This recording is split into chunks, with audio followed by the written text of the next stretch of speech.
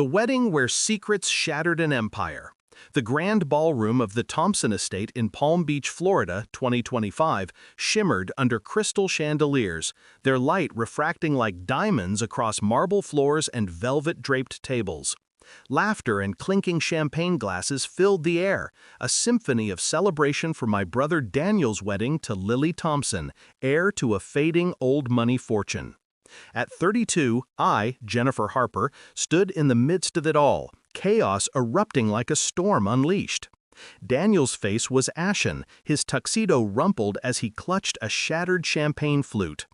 Lily sobbed uncontrollably, her flawless bridal makeup streaking black tears down her porcelain cheeks.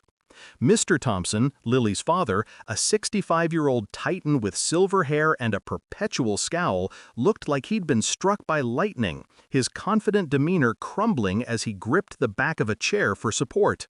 My mind flashed back to the trigger. Just minutes ago, I'd pulled out my phone amid the toasts and canceled the $50 million semiconductor contract with Thompson Enterprises. The deal they desperately needed to bail out their sinking ship was gone in a tap. Daniel's glass slipped from his fingers, shattering on the floor like their illusions. The room's murmurs grew to a roar, guests whispering, phones emerging to capture the scandal. 10 years ago, I was the family's black sheep. At 22, I dropped out of law school, rejecting the path my parents had mapped for me: prestigious firm, corner office, social status.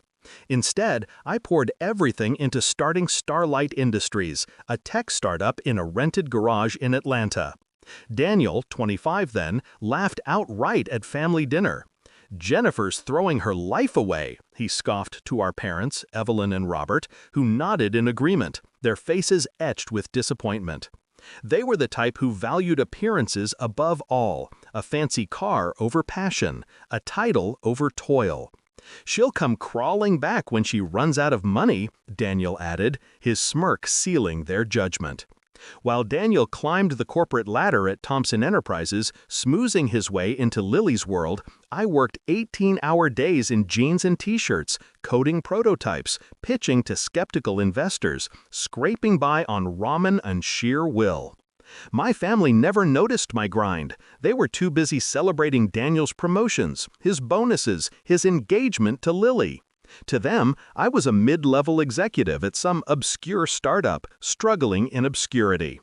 In reality, Starlight had grown into a $2 billion powerhouse, specializing in cutting-edge semiconductors, its ownership hidden behind holding companies and my uncle as a public face. Thompson Enterprises, desperate amid mounting debt, had no idea they were negotiating with me. The wedding day arrived like a scripted fairy tale.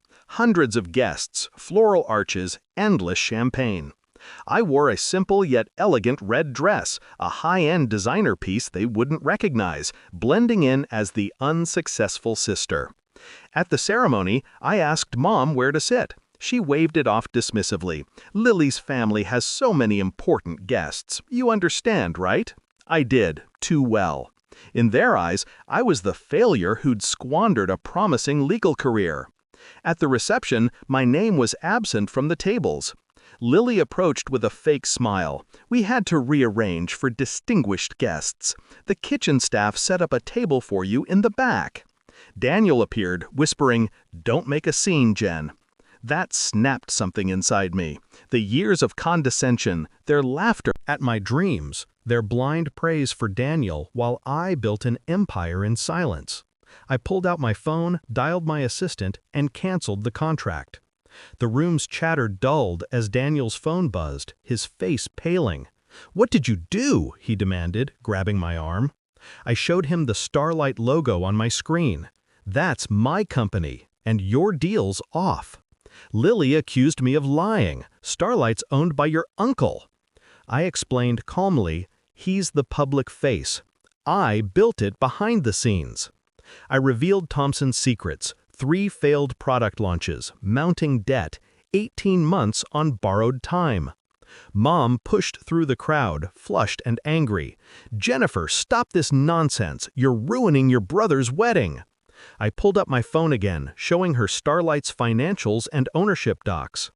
Daniel growled, "Fix this." I stared him down. "Remember when I asked for a loan to start my company and you laughed in my face? This is me fixing that." Dad stepped forward, confusion etching his face. I told him, "All these years you thought I was struggling?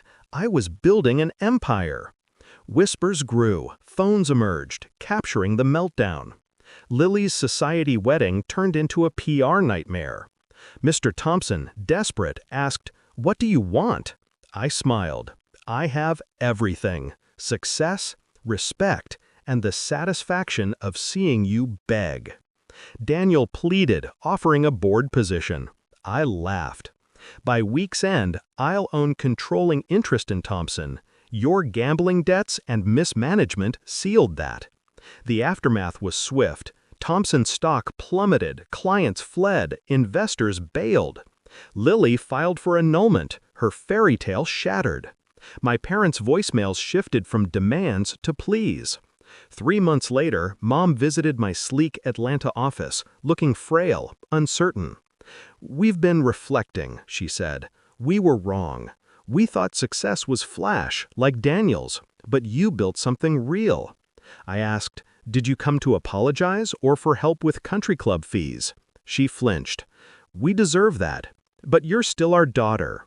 I shook my head. That meant nothing when I needed support. She admitted they wouldn't have been proud during my garage days. I offered a fresh start, info on Starlight's small business loan program, real estate listings, advisor contacts. "No shortcuts," I said. "Earn it." As she left, I knew the wedding's kitchen table was the best seat. It exposed their colors. Starlight thrives, my empire growing. Daniel's now a junior analyst at a small firm, learning honest work. My parents' coffee shop, funded by a Starlight loan, isn't flashy but real. I keep my old garage workbench in my office, a reminder of roots, resilience, and the sweet justice of rising above those who dismissed me. I'm no longer the black sheep. I'm the shepherd of my own destiny.